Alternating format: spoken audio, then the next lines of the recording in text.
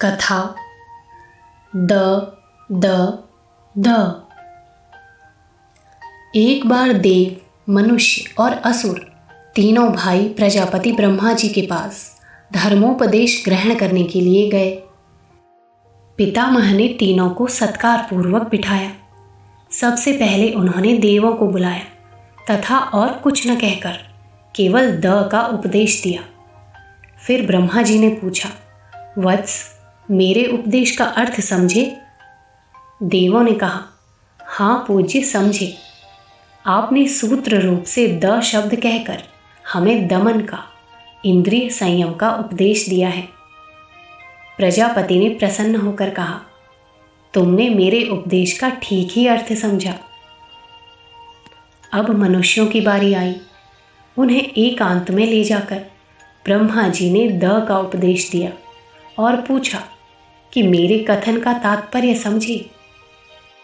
मनुष्यों ने कहा, आपने हमें द का मंत्र देते हुए दान का आदेश किया है।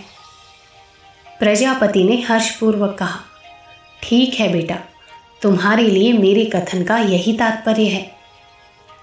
अंत में असुर बुलाए गए। इन्हें भी ब्रह्मा जी ने द का उपदेश दिया और पूछा कि इस सूत्र का क्या भावार्थ समझे। असुरों ने उत्तर दिया, भगवान, आप हमें दया का उपदेश कर रहे हैं। पितामह ने उनके अर्थ को भी ठीक बताया और उसी का पालन करने का विशेष रूप से आग्रह किया। बृहदारण्यक उपनिषद की उपरोक्त कथा का तात्पर्य यह है कि धर्म तत्व द शब्द के समान एक ही है, पर अधिकारी भेद से उसके पालन में कुछ अंतर होता है। जिस व्यक्ति में जो त्रुटियां हैं वह उन्हें दूर करने के लिए उसी दिशा में प्रयत्न करे। धर्म का यही मूलभूत सिद्धांत है।